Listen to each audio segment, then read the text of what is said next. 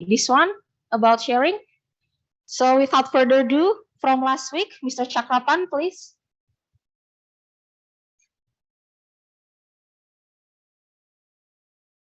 Good afternoon, everyone. From the last week, I surveyed from the human and sustainable development. Firstly, human development is the concept of development that relate with the improvement of living conditions for develop their full potential, healthy life, and accept for the education system. By we have the HDI is measure how development has improved human rights. By we have fixed 7 points. Firstly, human development index rank and left expectancy. Third is infant mortality rate. Fourth is maternal mortality rate. And fifth is uh, literacy rate. Sixth is percentage of population below poverty line. And seven is per capita GDP and age. By we focus on three key dimensions of human development. First is the health, second is education, and last one is living standard. And next is the background. We have the North and South. By the North, more developed country, or we call MDC. And the South is the less developed country, or we call LDC. By the North, the people have the high income and low population. And the South, the people had low income and high population. That's the North and the South is making the problem by the gap in economy and salary and gap in the population and general certification. By the country with high cellular has the low population and country with low cellular has the high population. And the last one is the critic of on HDI. So why HDI needs to base on the income, salary, economic growth, and they believe we do not use this concept as a excuse to exploiting the opportunity the South. And the last one is GNH is gross national happiness. But we have the people have the happiness, don't want the money and only not only the happiness from the physical well-being, health, community, related living standard, governance, environment, culture, education, and time use. For example, in Bhutan, they use GNH by giving the people that have the happy is not only money. So thank you. Okay, thank you so much. Okay, thank you so much. And because today we don't have anyone, so we can continue after this. So I already record, so it will be safe for online students to join and see the lecture. Okay, I already share to your class Google Classroom about this. Okay, so online participant can also see what happened today. Okay, so continue from last week. Now we focus more on overpopulation, poverty, and globalization. So if you see from the picture in the right side, you see about 3 P's, right? Planet, people, and profit or economy. And everything in SDG, Sustainable Development Goals, the foundations of SDG mostly talking about the strong planetary boundaries, which is about the land, the water, and also climate change and disasters. And for the people, SDG has about 8 points that talk about development of the people.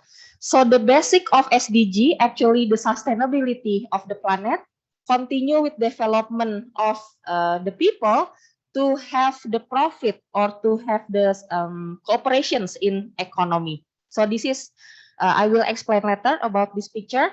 But now let's start again with our overpopulation, poverty, and globalization. What is that?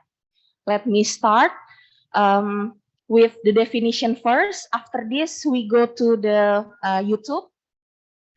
So today you have to study about 4 new terms. I think it's not so new, you know it already.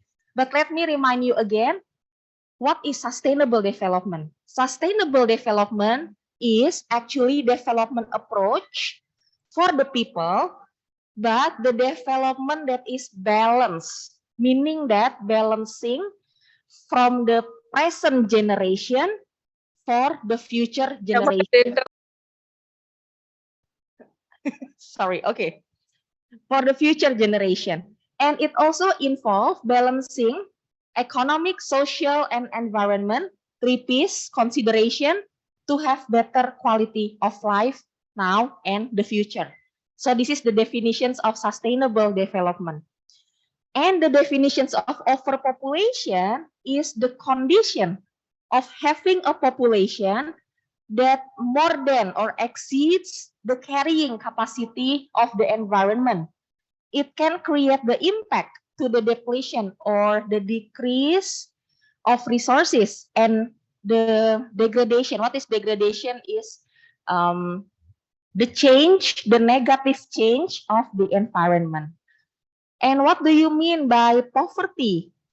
Poverty is the condition in which a person or community, they don't have the access to financial resources and they cannot meet the essential for minimum standard of living.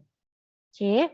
And the last one is globalization. Globalization is the reality of our world now.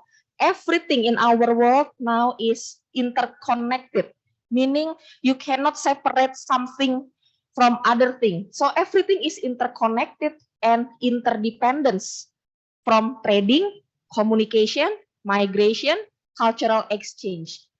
And you are now living in the world where the economy, society, and culture is united or become more similar integration by the use of technology and transportation.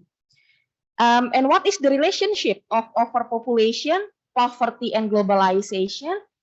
From the picture here, you can see about the world conditions of overpopulation, meaning when the area exceeds its carrying capacity. You may still remember about the New Year in Itaewon in South Korea, like overpopulation in the small area can create disaster for the people. Many people die during the New Year in South Korea last time, before of overpopulation. Meaning that overpopulation happen when many people become in the same place together without thinking about carrying capacity. Carrying capacity is the maximum number of people that can live in the area without negative effects. So overpopulation not only in the global scale, but also in the very simple, like concert or an event that collect people together can also have overpopulation. In the global approach, overpopulation can be like this, where some parts of the world, maybe you still remember last week, global north and global south, overpopulation can happen to only some parts of the world, where some parts of the world full of people and some part of the world is still empty and you have many space, available actually. And it's still related with our last week conversation about global north and global south, that if you look at the overpopulation data, in the global north, where the rich country almost located in global north, they enjoy about the space and the beauty of the nature with less of people. But in global south, we have a lot of problem, not only overpopulation, but the issue of climate change, because all the population and all the activity of the industry all center in global south like this. So the issue of overpopulation, globalization, and the issue of poverty actually happen mostly in global south. And why does this happen? Maybe it's a good idea to see first the introduction from the YouTube. Let me share screen for the YouTube.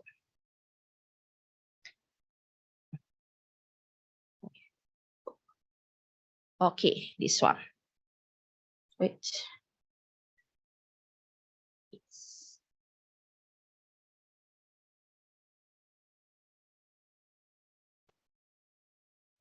Never before in history have there been so many people on Earth as right now. Our numbers have skyrocketed from 1 billion in 1800 to 2.3 billion in 1940, 3.7 billion in 1970, and 7.4 billion in 2016. The world population increased fourfold in the last century, so what can we expect for the next century? And what does population growth mean for our future? Will there be mass migration, overcrowded slums in megacities covering continents, diseases and pollution, chaos and violence over energy, water and food, and a human species focused only on sustaining itself? Will population growth destroy our way of life, or is this prophecy just ungrounded panic?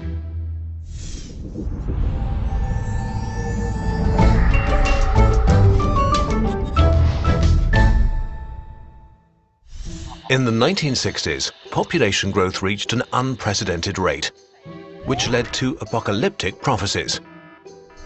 The poor would procreate endlessly and overrun the developed world. The legend of overpopulation was born. But it turns out high birth rates and the population explosion are not permanent features of some cultures or countries, but rather part of a four-step process the whole world is going through: the demographic transition. Most developed countries have already made the transition, while other countries are doing it right now. Let's go back to the 18th century, when the entire world, including Europe, was in the first stage of the demographic transition. By today's standards, Europe was worse off than a developing region, suffering from poor sanitation, poor diets, and poor medicine. A lot of people were born, but lots of them died just as fast, so the population hardly grew. Women had between 4 and 6 children, but only 2 of them would reach adulthood. Then the Industrial Revolution happened in the UK and brought the greatest change in human living conditions since the Agricultural Revolution. People went from being peasants to workers.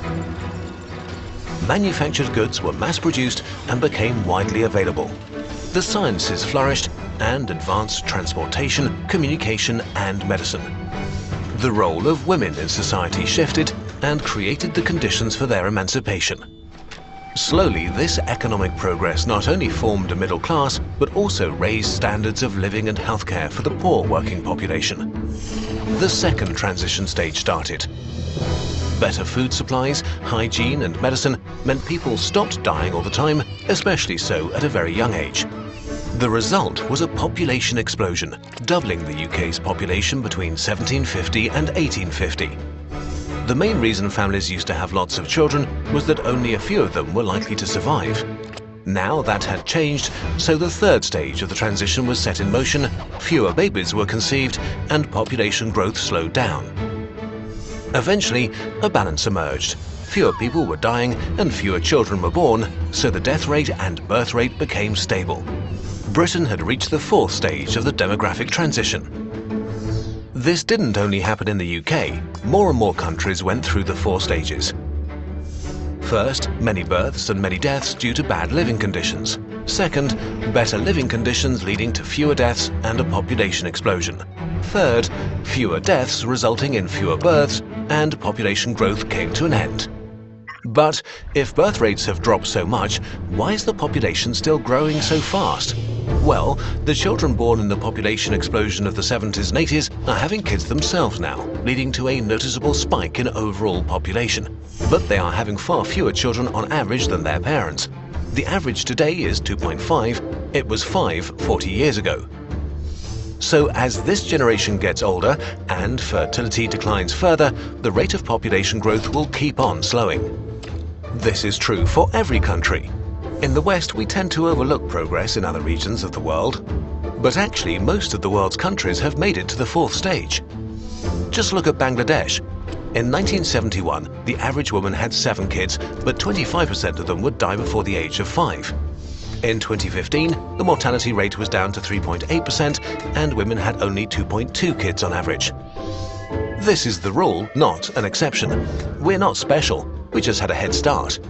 It took developed countries about 80 years to reduce fertility from more than 6 children to less than 3. Others are catching up fast. Malaysia and South Africa did it in only 34 years. Bangladesh took just 20. Iran managed it in 10 years. All these countries that are catching up didn't have to start from scratch, and the more support they get, the faster they catch up. This is why programs that help lower child mortality or help poor nations develop are so important. No matter what your motivation is, whether you dream of a world where all people live in freedom and wealth, or you just want fewer refugees coming to your country, the simple truth is that it's beneficial to you personally if people on the other side of the globe can live a good life. And we are getting there. The percentage of people living in extreme poverty has never been as low as today. So the future of global population growth is actually not an apocalyptic prophecy at all. It's a promise. Population growth will come to an end. The UN forecasts that the 12th billionth human will never be born at all. And as the development level of the world rises, the number of people with a higher education will increase tenfold. Countries who used to be in need will help advance development instead. More people is going to mean more people able to advance our species. This video was a collaboration with Max Rosa and Our World in Data, where he explores the progress of humanity through research and data visualization. To check it out. In 2016, we were able to make more. Okay, so that's a little bit notes of overpopulation that, sorry, not this.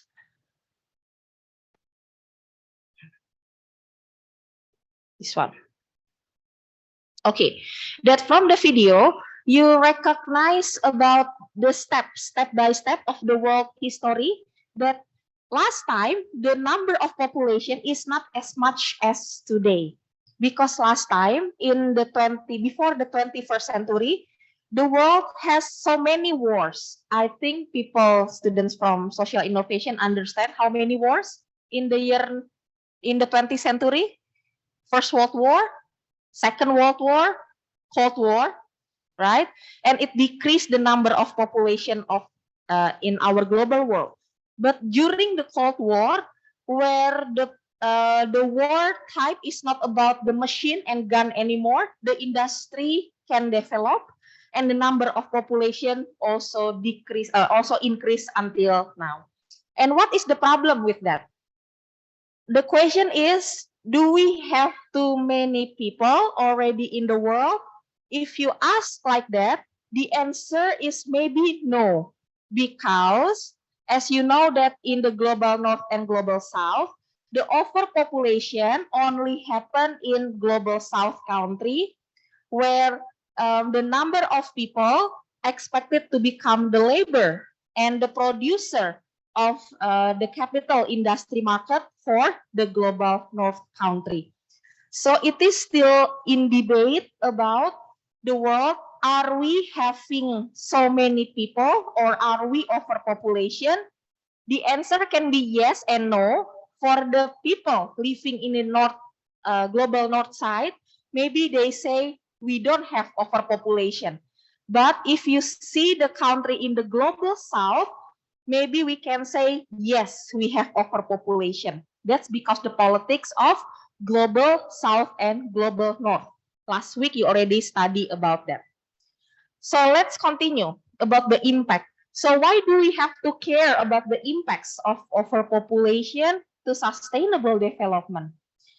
Because human overpopulation is among the most pressing environmental issue. Why? Because even one person, we need fresh water, we need the food, we need the access of natural resources as the energy. So you imagine if we have many population in the same area, you can expect the loss of the fresh water. You also can expect the species extinction because you have to cut down the forest in order to build the home or the house for the people, for the human. However, you can also have the lower life expectancy if the population is very crowded. You can expect the lower life expectancy in the very high population country. And of course, you can also have decrease in natural resources with more intensive farming practice because all people need food, right? And when you have more intensive farming practice, you must use the fertilizer and chemical of pesticide that can improve the change of increased new epidemics and pandemics, because sometimes people will eat anything, eat everything that they can just to survive. And of course, it will increase the global warming with the use of very, very high consumptions of energy, global warming and climate change with the pollution from transportation and from the car. And of course, elevated crime rate. If there are many people in the area, you can expect many increasing of crime rate and changing in democracy. With many people, you can have less freedom because in order to reduce the crime, the government will have more restriction to you, so you have less freedom for that. Okay, so let us go through one by one in brief about the loss of fresh water. The evidence from the United Nations say that even though we live around the water, the ocean, but the water you cannot drink that. So we rely on only fresh water from the ground and from the rain. As you can see in around 20 years, the fresh water availability on Earth is getting reduced than usual. But fresh water is actually the most important resources, right? Now we already in the era or in the period of global water crisis. It's not about the water in the ocean, but the fresh water for the people to live and in well-being on Earth, like this.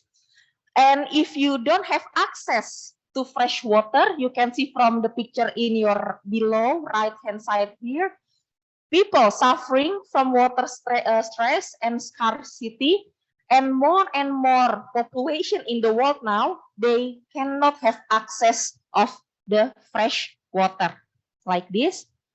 And I think if you are in Songkran period in April, now the government of Thailand also say that you cannot play water as free as you were in child, right? Because of the limitations of the global water crisis also happen to the change of culture in some country. And this is the reality that we have now in global South population, of course. And species extinction, because number one, maybe because the overpopulation, the industry of the food. Next week we will talk more about industry of the food. They will do more catching, for example, for seafood or over exploitation, overfishing, illegal hunting, anything to give the people the food to eat, right? With the rapid population, but with the stable, you still remember about the nature, the animal, the plants, they have their own period to have reproduction, right? So sometimes what happen now in the seafood industry, for example, in Cambodia and in Thailand, now they start to catch the baby of the fish or the baby of the shrimp and the crabs, so that this animal, they don't have time to regenerate or to have reproductions.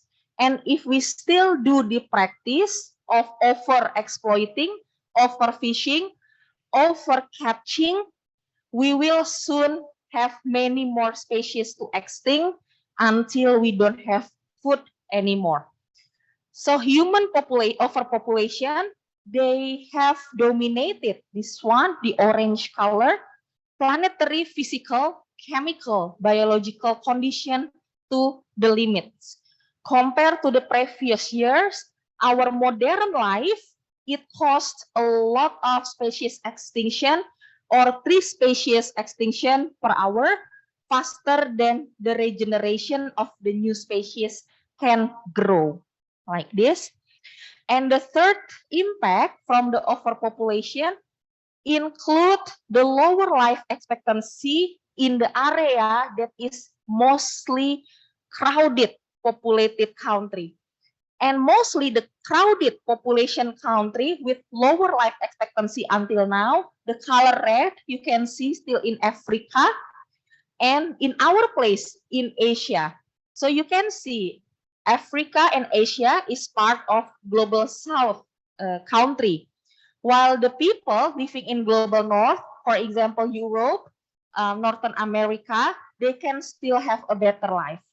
And Latin America and Caribbean, because they are living on the island, they still have population projection not as big as people who live in Africa and Asia. What is the predictions of the UN?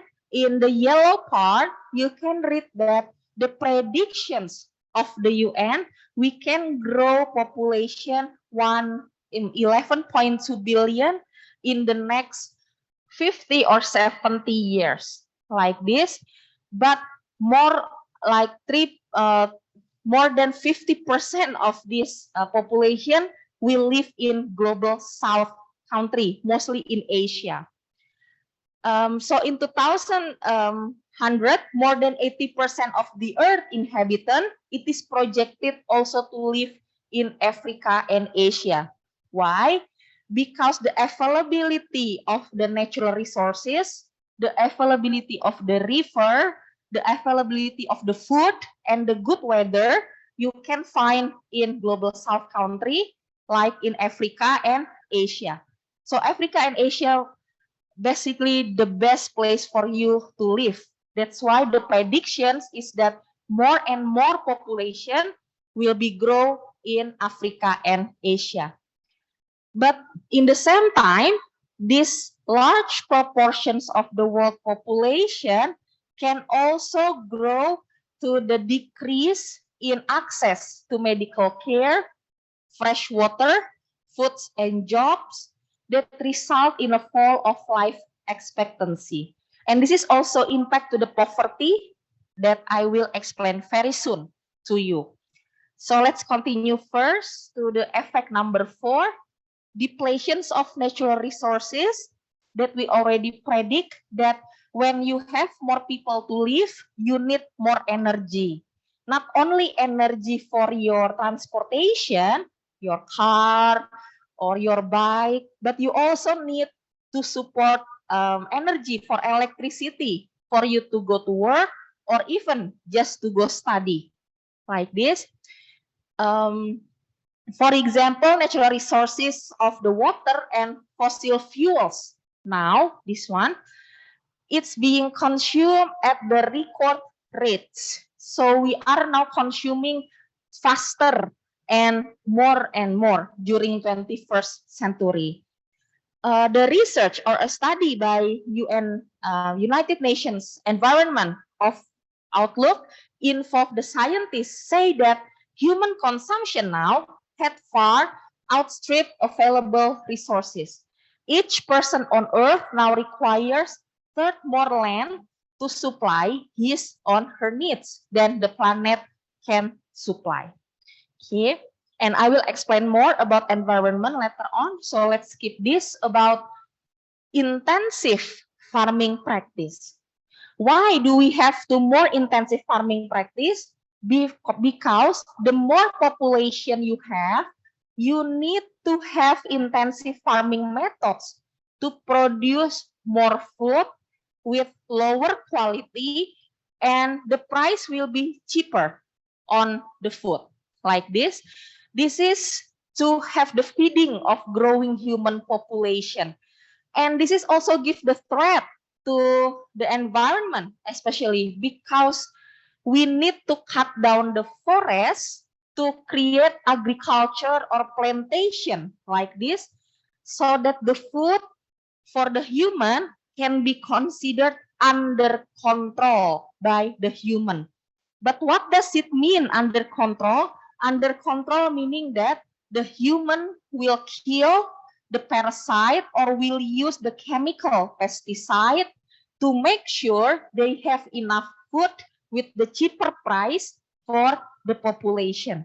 However, these intensive farming methods like this can also cause damage to the local ecosystem and the land, and it may pose problems in the future because at some points the soil needs some time to breathe. You know, if you don't give the time for the soil to have regeneration to the soil, then you can have the very extreme drought in the future. I think now Thailand also feeling the drought already. So it is caused by maybe the industrial period during 1960, during the Cold War with intensive farming practice. And what does another impact? You can see in the world now, this is not the name of the state of a country. This is the name of the newly emerging or currently emerging and deliberately emerging new epidemics and pandemics. There are many viruses and bacteria that now spread out because of the movement and the people, and because of the destroy of the forest and extraction for the energy. Maybe we have the previous virus from the past, hidden underground. But because of activity of the mining, for example, the virus can go up again to the surface and emerge as the new epidemics and pandemics. So the risk of global pandemic now in the 21st century is our reality. We cannot avoid. Maybe the next big one can hit to the people, can be naturally coming, or can be become the tools of the war, or deliberately created, or maybe accidentally released.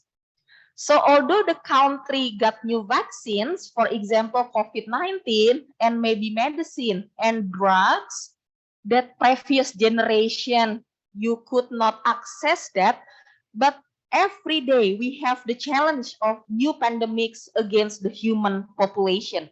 The more overpopulation of the human, the more number of virus or emergence of new epidemics and pandemics will come also from the earth, like this. Okay, and the 7 is the increase of global warming and climate change. And this is also true if you see about the pandemics. Maybe some of the virus a long time ago, they stay inside the ice of the ice in the northern polar, right? In the ice, glacier of the ice. But before of the global warming, the ice is melting. Many new virus also emerge. with the increase of global warming and climate change. So the topic of global warming and climate change is also related with the emergence of industrial capacity. For example, China and India as the most big country, ranked as the largest contributors to emission to the world alongside the United States. But we will talk about global warming and climate change later on in our class. So let me skip for the detail for this into later. And the last one, of course, in overpopulation, you will have elevated crime rate. For example, you don't have access to the food, you don't have access to the money, financial resources, you have many competitiveness, leading to elevated crime rates. When people are not provided with the necessity, it elevates the crime. So it has been observed that a country with a balanced population will have very low crime rates in such regions. But when people are not provided with necessity, it will increase the number of the crime because understandable, the access of the food, water, and financial access like this. And if the crime rate is increasing, it can also have the changing in democracy. Because when the people density increase, the law or the regulation in the country will be more strict to regulate the interaction of the people. The first reason of the changing in democracy is to limit the freedom of the people so that they don't create the crime, right? So that's the first argument of the changing in democracy. Aldous Huxley in 1958, he predicted that democracy is threatened due to overpopulation. And because of the overpopulation, totalitarian government have the reason that a lot of people will have a lot of crime. That's why the country needs to limit the freedom of the people and to have the regulations of the interaction among the population like this. So not only about the nature, the overpopulation can also impact to the crime rates, your own safety, and also your freedom in politics. And then after you know the impacts, let me continue first with this. What is relation with poverty? What is poverty anyway? You know poverty, just you don't have money. You don't have money is poverty. But actually, poverty is more than a lack of income. If you study about poverty, it has various socio-economic dimensions, including about the issue of access of service, social protection measures. Poverty can also impact to the expressions of opinion or choice. Poverty also relates to the power of negotiation. Poverty relates to social status and the root cause of many human and labor rights violation. So poverty is not just about money. For example, child labor, forced labor, human trafficking, everything deeply connected to poverty. So what I try to say to you today, how to relate poverty with sustainable development, because poverty has many cycles and traps. What is the difference? Poverty cycle is the set of factors or events by which poverty is likely to continue once it started. So poverty is not just because you are lazy from inside, but poverty can have external factors, right? The poverty cycles refers to the repeating pattern of poverty that can occur when people lack access to resources, opportunity, and support system that would enable them to escape poverty. Sometimes you are not poor, but the people outside you makes you poor because they don't give you access to resources, they don't give you access to opportunity, and they don't provide you with support system, right? So if you are in the situation of poverty cycle, meaning that you are under poverty traps. Poverty traps refer to situation where people living in poverty face a combination of economic, social, and institutional barriers that prevent them from escape poverty, even when they have the will and desire to do so. So let me show you about the cycle of poverty. This is the very basic one that you think poverty is just a normal situation. Like your family is in poverty, the child grows up in poverty, and if the child grow up in poverty, he or she cannot access education. If cannot access education, you don't have skill. If you don't have skill, you struggle to get a job. And if you don't get the job, you cannot get income and you fail to escape poverty cycle. That's what the ordinary people will say, right? But the poverty cycle is more than that. Poverty cycle is actually the issue from the state to give the access and provide the support system. For example, low productivity, not enough food, malnutrition, poor education, unemployment, income, technology is something that Sustainable Development Goals or SDG are also trying to deliver for this, to provide support system of this. So poverty is not only the matter of personal, but it also include in political and social agenda like this. What about the people with disability? Disability people leads to the poverty, but actually there are vulnerable people that must have the protections supported in the system, right?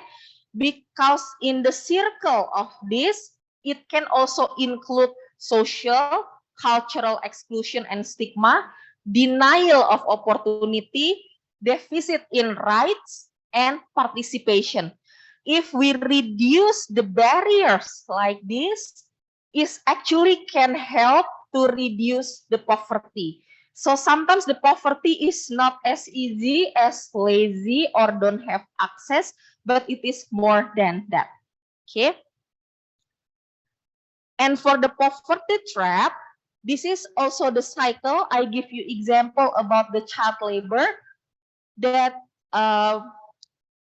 actually happen in the example of poverty trap.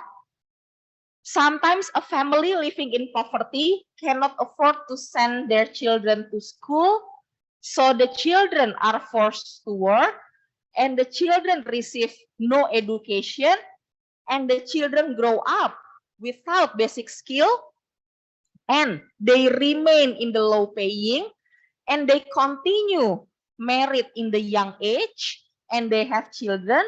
Now they have a number of children to support with little income, and they lose their job to younger employee because in the child labor industry, they prefer to have younger employee.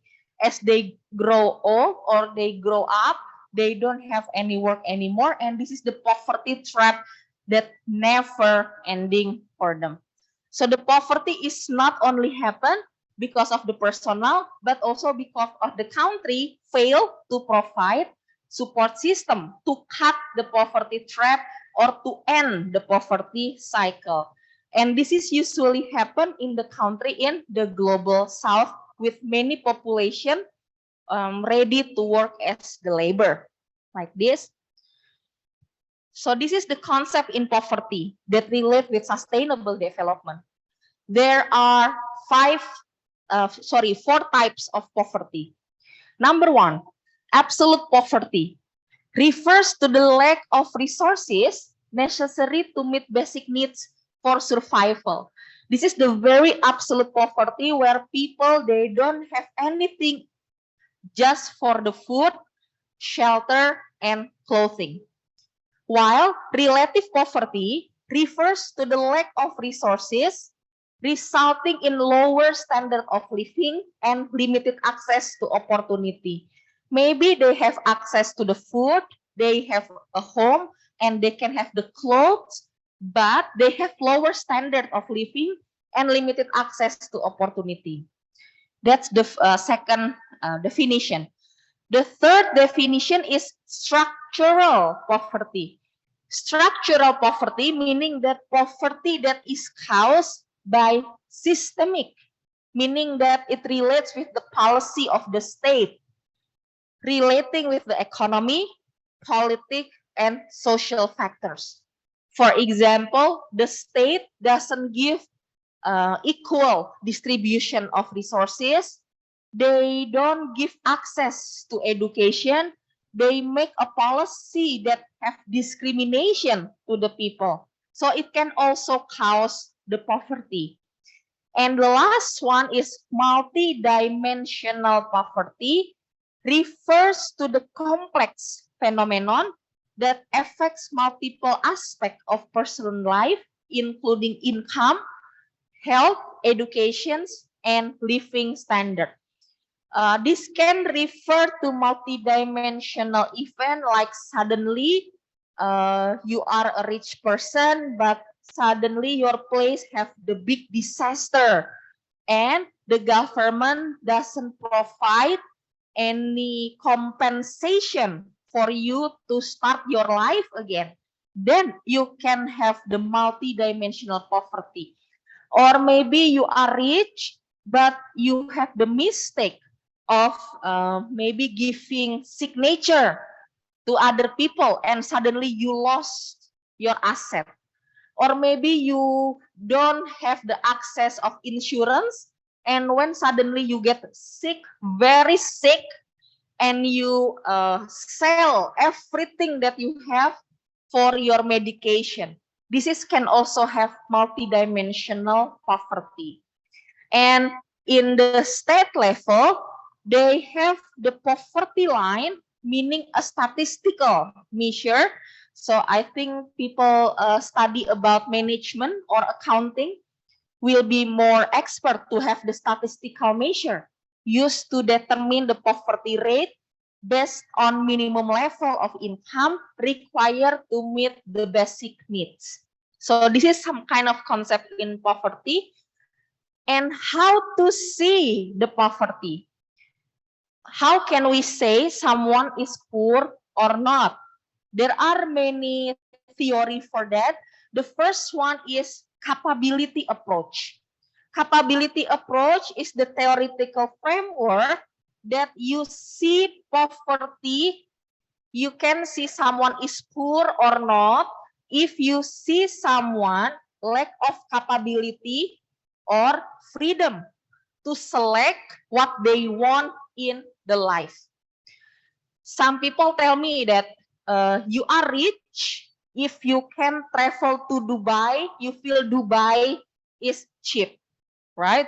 So if you don't, how to say, you cannot afford to buy something, according to this capability approach, you want to have a good car, but you don't have money, that's considered as poor, according to this capability approach. The second one, human development approach is what you understand from last week. You are poor if you don't have access of income, the three aspects, income, education, and healthcare, right? Last week you studied about HDI. And today we study about the approach of trickle-down economy. Trickle-down economy is the theory that suggests that economic growth and prosperity will eventually trickle down to benefit all members of society, including those in poverty. Let me show you the picture first. Trickle-down economy. So if you support or the government have investment in the private sectors, the private sectors will open the work, will open the job for everyone. So many people will benefit for the income and higher salary. This is the idea of trickle-down economy. But how it actually works, it sometimes it doesn't as beautiful as the concept. Sometimes it works only like this. When the government support the private sector, the money never come down to the people, or even the upper class getting bigger and getting bigger.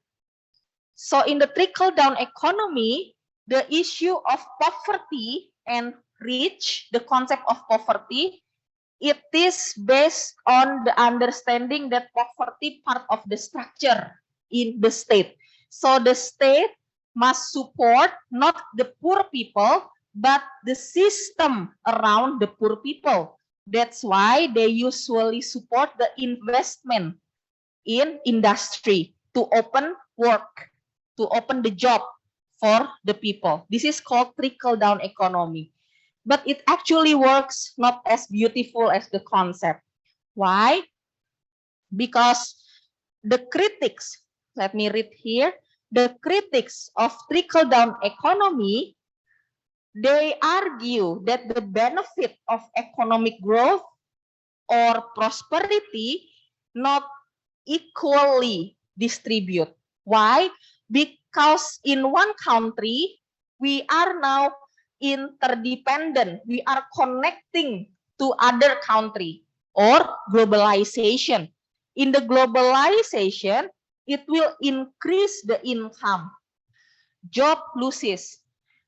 Why? Relating with this, because sometimes when the investment try to open the work so that the local people can have equal income to open the job, sometimes they import, they import the worker from outside the country because of globalization.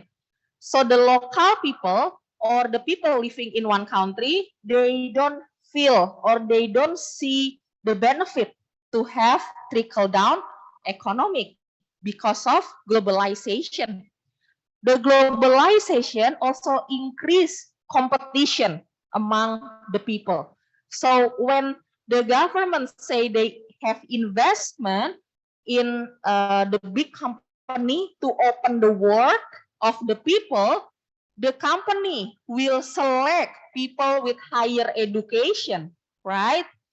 So what about the people that since the beginning, they don't have access to education? So this is the critics of trickle-down economy, that sometimes what they thought it works, it actually works like this. And the sad story is that most of the country now in 21st century, they apply the trickle-down economics to become the policy of the state. So that's why the number of poor people now also increase along with the overpopulation. So this is the reality of economic that we have today.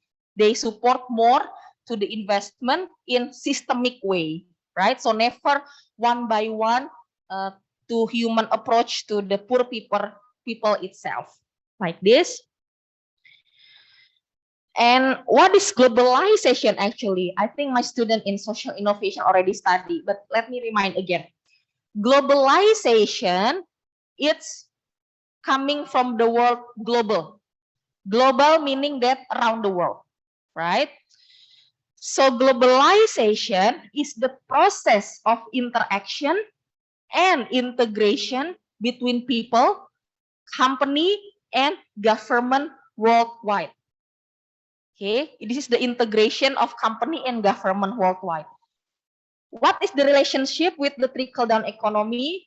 Sometimes when the government wants to support the company to open the work for the people, the company that get the support money from the government is not the company from the local, but the company from foreign country.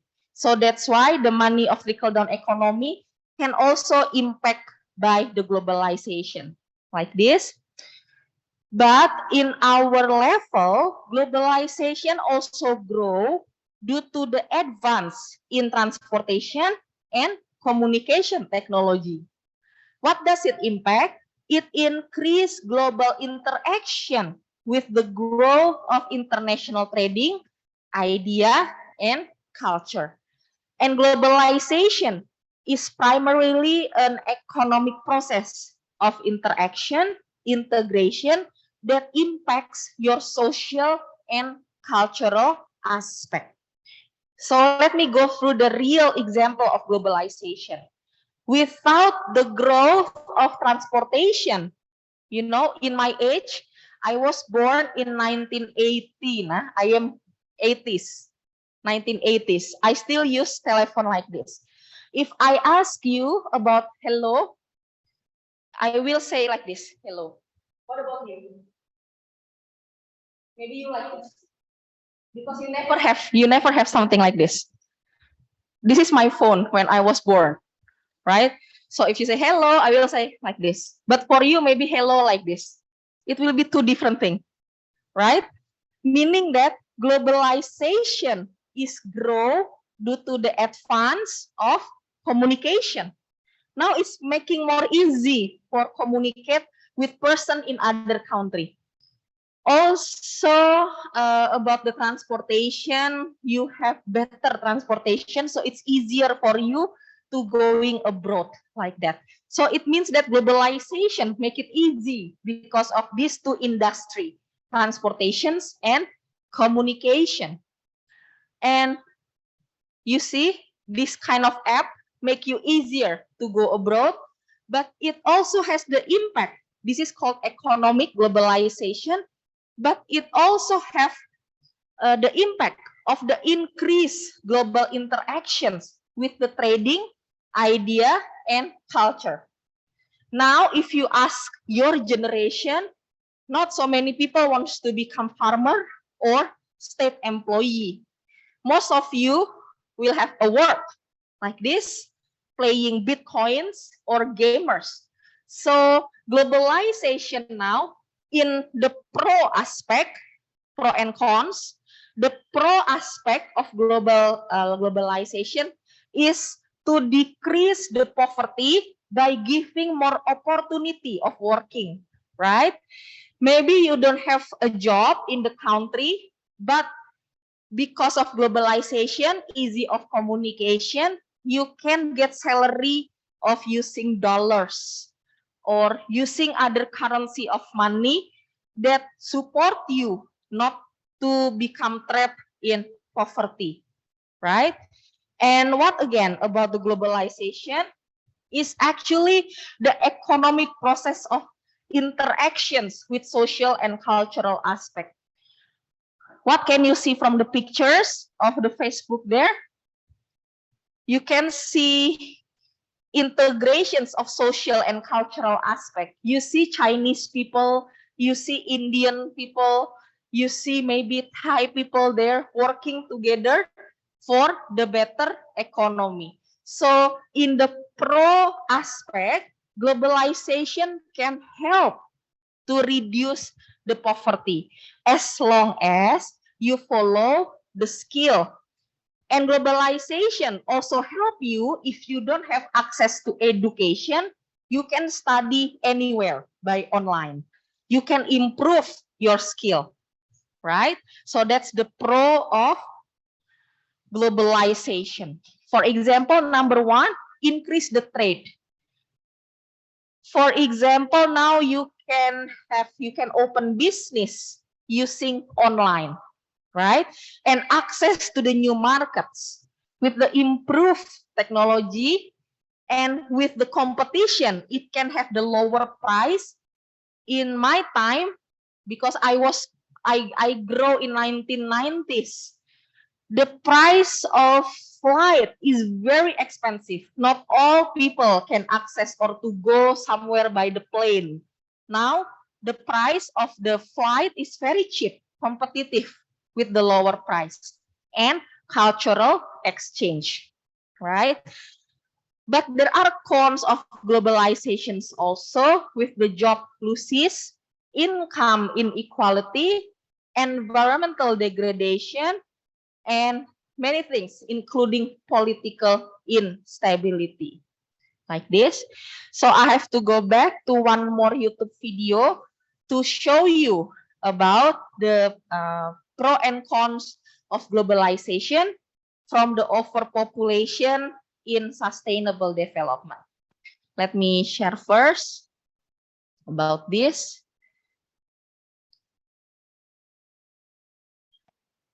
Okay. The world is becoming more and more globalized. Trade barriers have been dismantled to enable freer exchange, not only of goods and services, but also of labor and capital. And according to the assumptions of classical economics, free markets contribute to the overall well-being of all parties. The specialization of individual countries in their respective strengths leads to a tremendous increase in production. But the natural result is that a country no longer needs to produce everything itself. Countries that are better able to produce medicines, for example, because their workers are more highly skilled, focus exclusively on that, while others can concentrate on making other products, such as coffee. After all, it wouldn't be efficient for the wealthier country to produce coffee itself, or the poorer country to manufacture medicines on its own.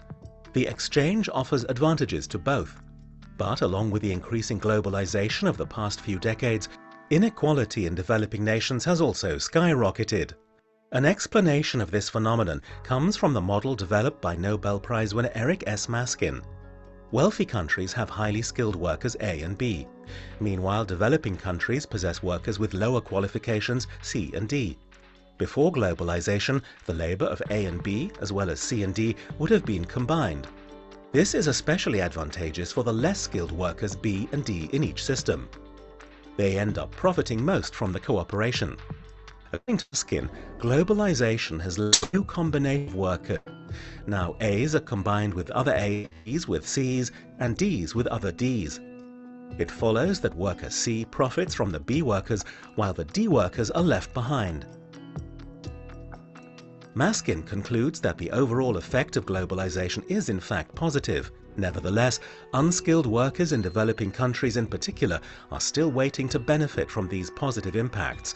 His call to policymakers: the reasonable policy approach is to try to raise the skill level of D workers through job training, through education, so that they have international matching opportunities too.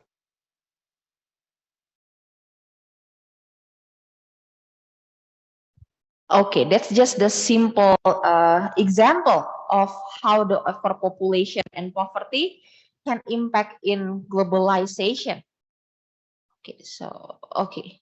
Any question first so far until this? Still okay? Okay. Now this is the last slide about to explain about the impact of overpopulation. Overpopulation impact to the poverty, and now the poverty is going so complicated with the coming of globalization. According to United Nations, more than 700 million people, or 10% of global population, they still live in extreme poverty. And the definitions of extreme poverty, meaning that some people still survive less than $1.90 daily. The expert predicts this figure will continue to rise, and don't forget, with the globalization happen, poverty improved because of COVID-19 crisis. Some people before COVID-19, maybe they did not in the poverty level. But after the global change of COVID-19, some people maybe fail in the business, or some people maybe spend a lot of money to survive during COVID-19 crisis. And it also impact people to go through the poverty. So at the most fundamental level of economic well-being is the absolute poverty.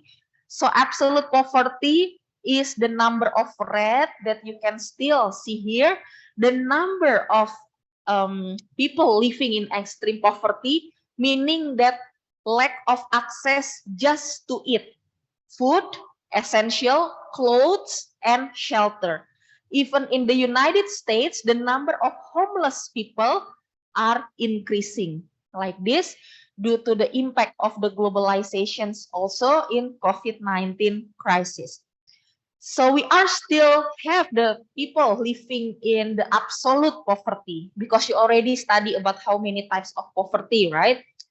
And the number of people not in extreme poverty, but maybe they live in multi-dimensional poverty, structural poverty, and relative poverty is increasing day by day. You can eat something, you have house, but you don't have power to negotiate, or maybe you cannot do what you want to do. Like this, that's also the definitions of poverty. So poverty has also been defined in terms of some survival criteria. Usually the income required or the food that you eat, you can eat every day, but the food that you eat doesn't have qualified standard of nutrition, of calorie that you have to take.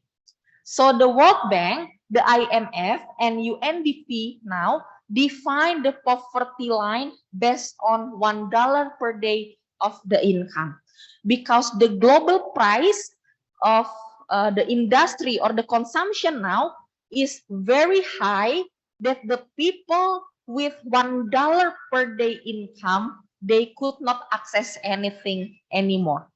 And the most basic issue then for the poverty is access to basic survival, meaning that access to the food, access to the health. And that's why next week we will continue our study about the food and the healthcare, because it still continue from the topic of absolute poverty. Now let me read the reflections after the lesson for you to summary. Number 1, overpopulation and poverty is interconnected. Overpopulation lead to increased competition for resources, it leading to poverty. So overpopulation can put pressures on resources for basic needs such as food, water, and housing. Number 2, globalization can exacerbate poverty by widening the income gap between rich and poor. Like last week, you study global north and global south, and this can also leading to exploitations of low-wage workers in developing countries. Number 3, on the other hand, globalization can also bring economic growth and create new job opportunity, potentially reduce poverty. However, overpopulation can also strain infrastructures and public service, make it difficult for the government to address poverty effectively. So the globalization can also lead to the transfer and technology and knowledge, which can help developing countries address poverty and population.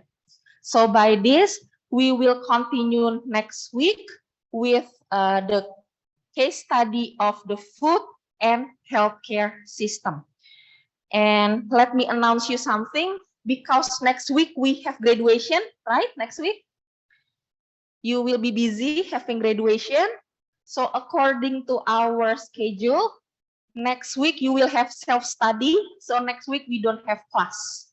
You can focus on the individual project. Okay, so because next week we don't have class, then I will explain about the project that you have to do to change the class with project. So next week, 8 March, we don't have class.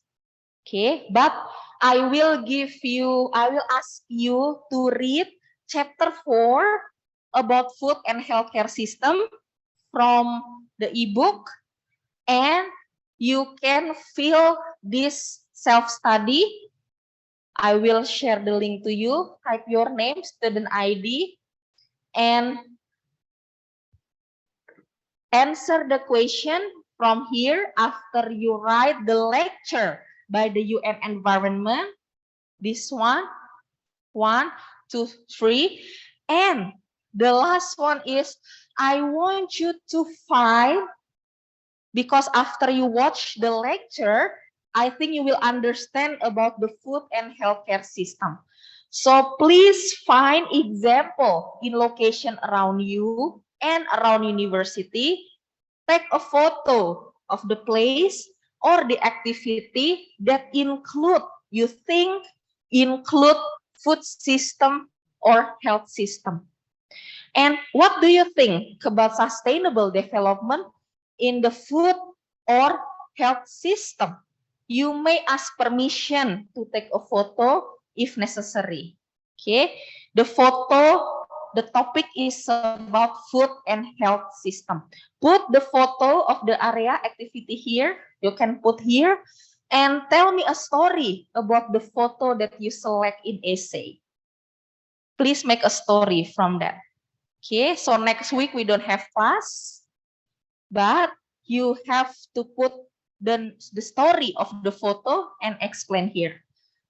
On 15 February, right, we have another class, 15 February. I want to ask you one by one to share about your photo and your story.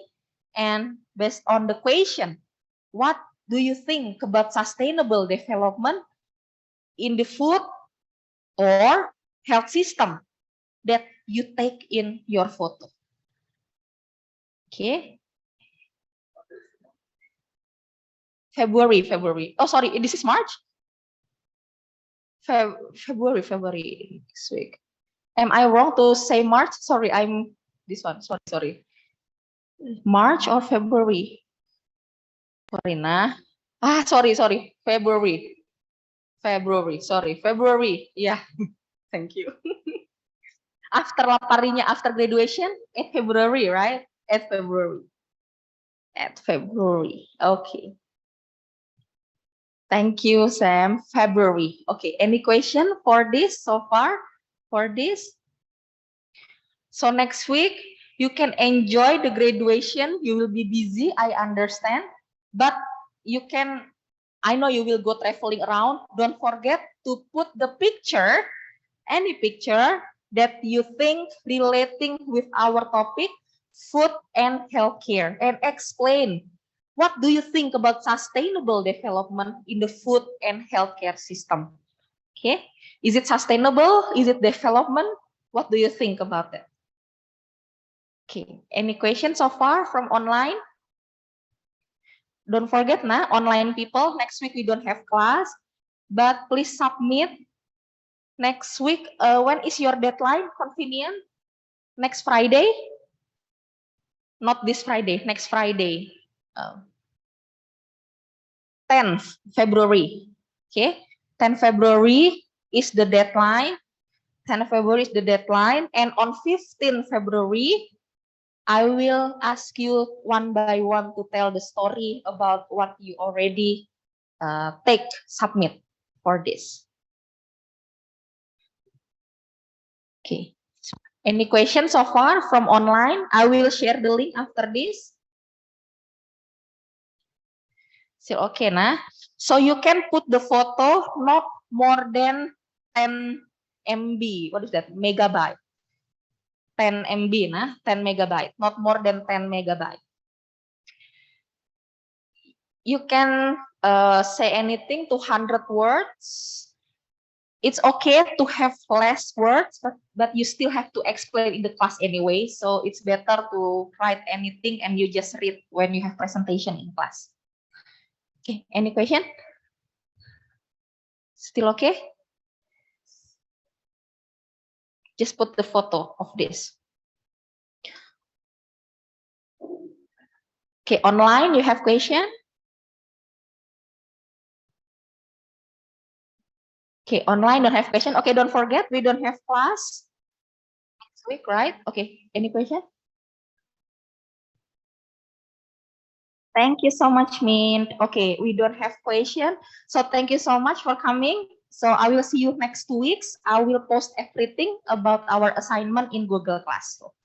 Okay, so thank you so much everyone for coming. I'll see you next week for online. Bye-bye.